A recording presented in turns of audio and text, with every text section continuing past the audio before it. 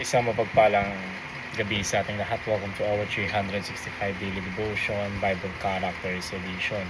So ngayon ay patuloy natin pag-aaralan ng ating series at ang paksa natin ay patungkol sa kwento ni Jacob, no? Or particularly kay Judah, no? Sinabi dito,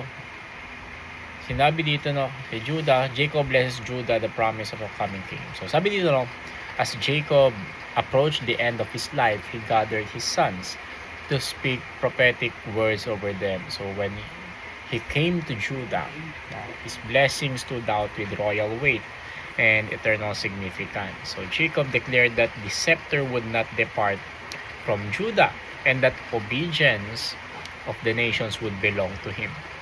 So these words were not based on Judah's moral perfection. So Judah had a broken past, marked by failure, compromise, and sin. Yet God in his sovereign grace chose Judah to carry a promise that would shape the future of redemption. So Jacob's blessing reached far beyond Judah's lifetime.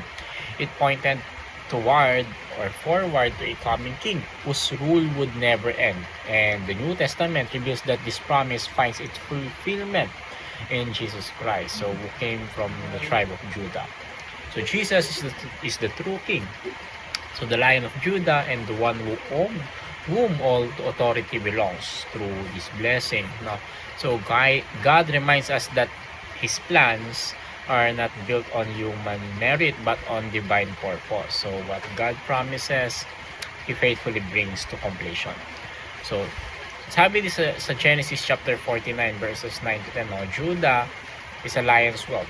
From the prey, my son, thou art gone up. He stooped down, he crouched as a lion, and as an old lion, who shall rouse him up? The scepter shall not depart from Judah, nor a lawgiver from between his feet, until Shiloh come. And unto him shall the gathering of the people be. So, unang katuruan natin dito, no, that your life can only be meaningful through Christ. So, Judah's blessing shows that true meaning in life is connected to God's redemptive plan. So, Judah's significance did not come from personal achievement, but from God's promise that the Messiah would come through his line. So, this teaches us that a life separated from Christ may appear productive, but it lacks eternal value. Meaning is not found in status or success or recognition, but in connection to God's saving purpose. So Christ gives eternal direction to our lives. So when Jesus becomes the center, our choices, suffering, and obedience gains eternal significance. So a Christ-centered life is not perfect, but it is powerful or purposeful. So without Christ, life revolves around temporary goals. So with Christ, life becomes part of God's eternal kingdom work. Second is your life must be an instrument of redemption in Christ. So Judah's story reminds us that God uses imperfect people to accomplish redemptive purposes. So Judah was not chosen because he was flawless, but because God is faithful to redeem and restore. This reflects how God works through believers today. So our lives are meant to point others to Christ, not to our own goodness. So when Christ redeems us, He also calls us to participate in His redemptive mission. So this means living in a way that reflects grace and repentance. So God transforms broken lives into testimonies of His mercy. So as instruments of redemption, believers become channels through which others encounter the love and truth of Jesus. Third is your life should cause people to look forward to coming of Christ. So Jacob's blessing created expectation. It stirred hope for a coming king who would rule in his righteousness. In the same way, believers today are called to live in a manner that directs others toward Christ and His kingdom. So our life should awaken longing for the reign of Jesus rather than satisfaction with this world. So when Christians live with faith, holiness, and love, they remind others that something greater is coming. Our conduct, speech, priorities should reflect anticipation of Christ's return. A life rooted in hope becomes a living sermon that declares Christ is King and His kingdom is there.